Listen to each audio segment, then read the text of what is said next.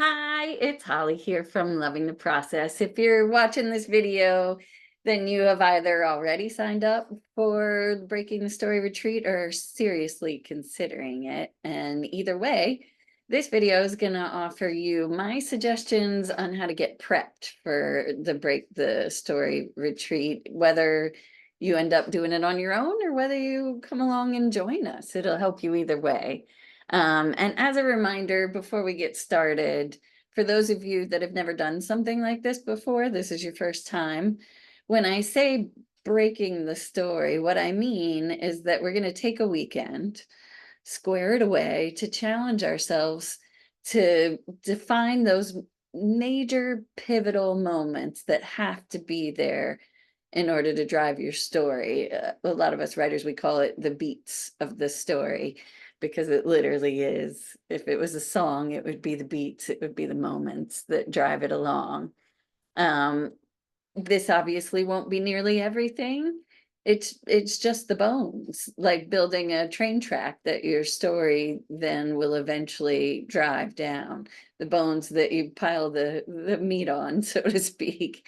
Um, Whatever metaphor you like, it's just a way of ensuring at the outset of the writing journey that your story has a really strong beginning, middle, and end, as well as some exciting twists and turns in between, that it has all those necessary setups and that those setups are actually paid off.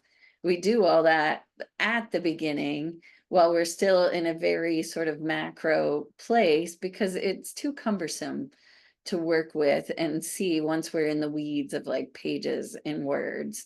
I know there's pantsers out there, they just haul off and start writing a story, but a lot of them will tell you then they get in the weeds and next thing you know they don't know where they're headed. So I always highly recommend you break your story first, just the major bones like we're going to do, and then you'll be able to fly. It can be one of the most challenging parts of the writing journey, which is why people avoid it and why we're going to do it together, and gather a bunch of materials and resources to help. And I think the main reason that it's hard is because I know the writer's mind, our brains resist this part. Our brains, for some reason, just don't want to lock down that beautiful idea into its details. It's like it likes to keep it in the land of theory, in the land of all possibilities. But, that is also the land of not getting anything done. So we use retreats like this to go ahead and plow through and force that breakthrough in choices that once we know those main choices, even if they're wrong, even if we have to keep tweaking them, suddenly things just get a lot easier. You can't work with anything that doesn't exist. You have to make a choice and go from there. And once we have that clarity around what our storytelling needs to accomplish and the important moments it needs to hit, we are truly off and running. So what do you need prep wise in order to get ready to make this a very successful retreat for yourself? um I've got a suggestion. I've got 8 suggestions of what you need to do ahead of time, but honestly, if you come to this like a day before we're going to start the retreat and you're like, I haven't done any of that, do not use it as an excuse not to do it.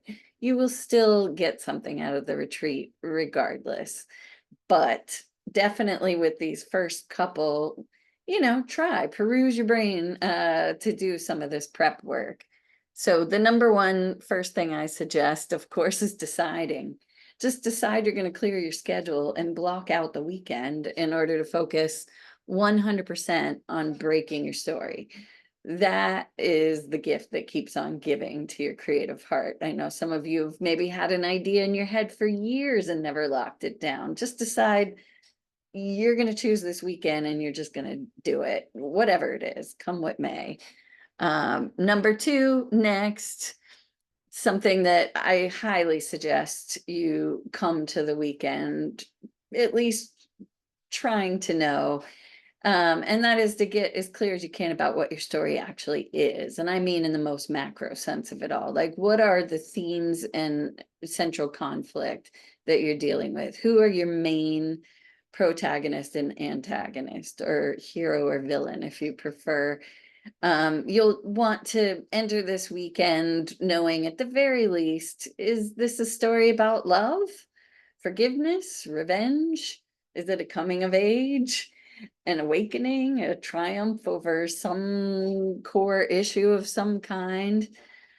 While it's true your story might be about a lot of things, honestly, what is that main thing it's about? What is that A story or that lead story?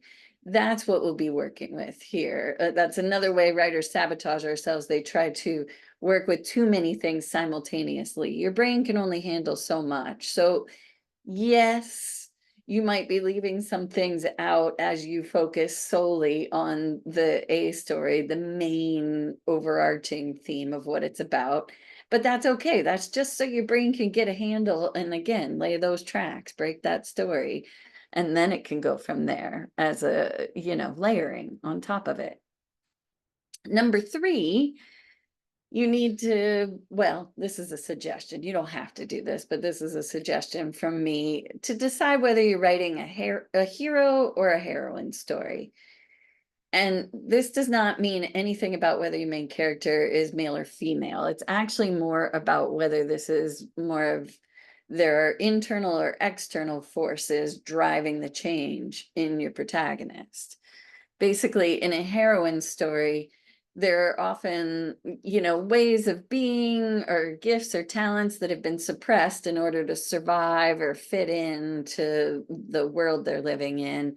And the heroine has to find the courage to be fully themselves in order to create change in their world. Whereas a hero story is more about external forces pushing them out into the world, some sort of called or compelled to answer, to rise to the challenge, often on behalf of others, or some kind of big goal that's bigger than them.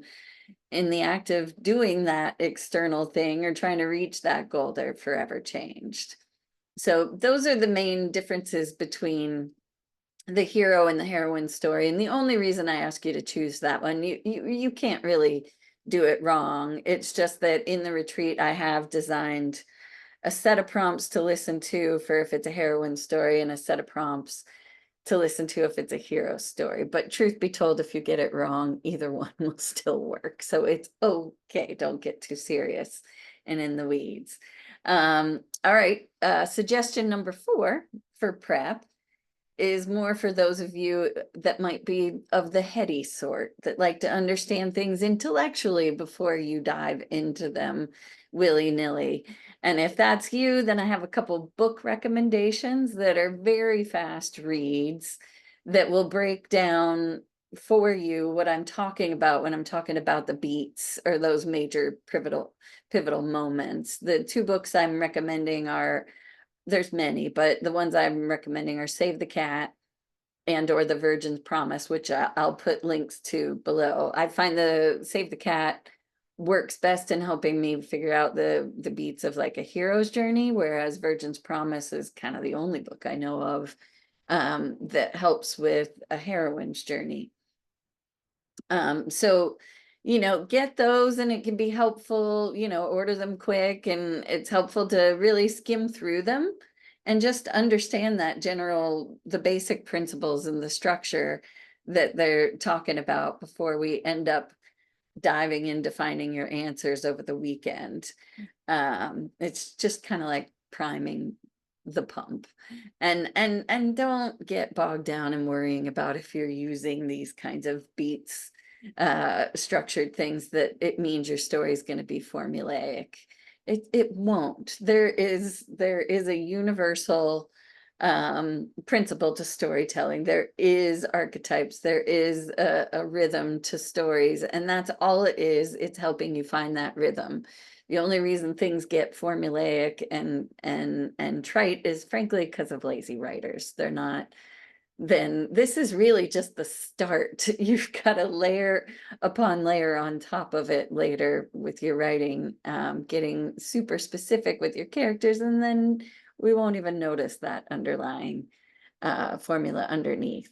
So number 5, I also recommend going ahead and getting supplies ahead of time. And what are your supplies, shall I say? Well, like back there, see those note cards behind me? Mine are all ready and set up already for the weekend because I'll be doing it with you. But you're going to want note cards, you're going to want markers, you might want a cork board like I have, or dry erase boards, because this is truly going to be a workshop. Each time, the way it's going to go, each time you're going to listen to prompts for the first beat, and then the second beat, and then the third beat, and you're going to be trying to figure out and synopsize what that first beat of your story is. And you're going to want to put it up on the wall. It just helps you think. You can't hold everything in your head.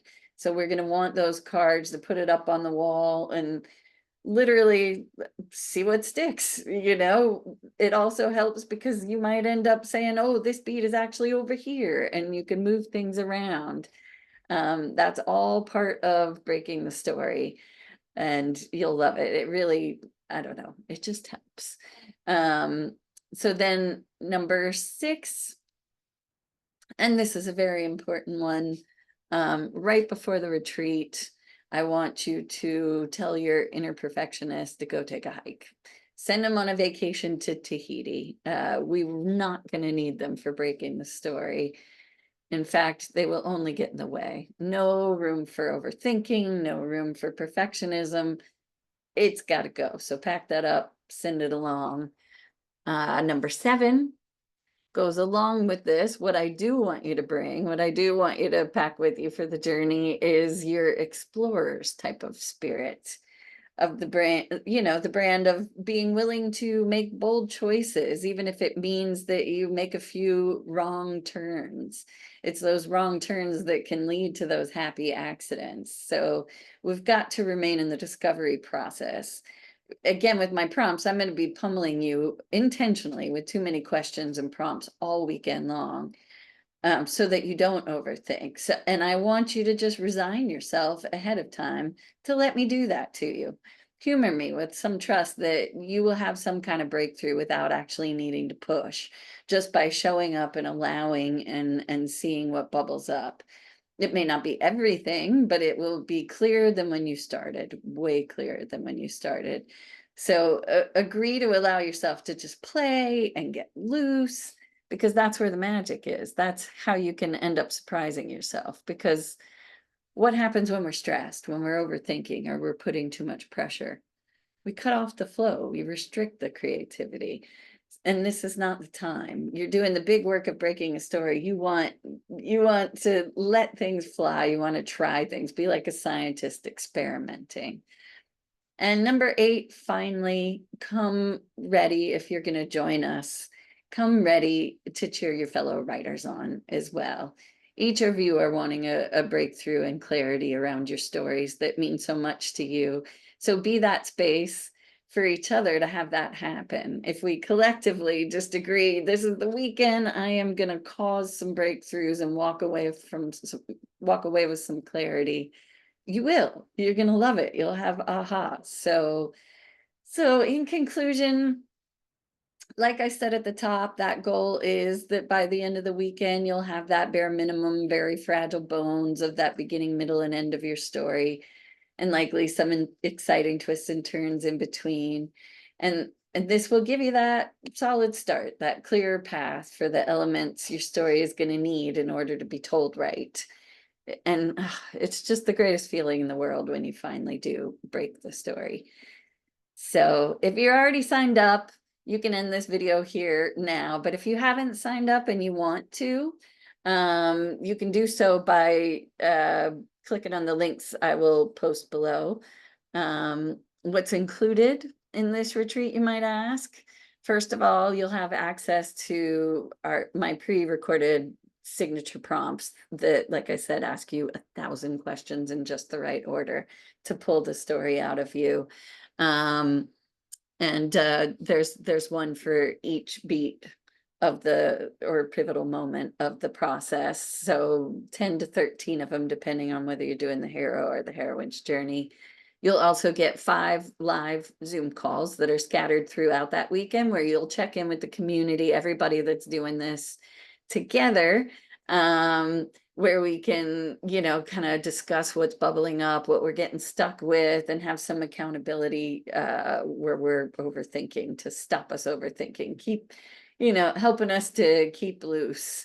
It's like your your Gatorade break, your check-in. And then you also get membership to the Loving the Process writing network and app, which you will want because you are going to bond with these people truly, and you'll want to stick around and keep in touch.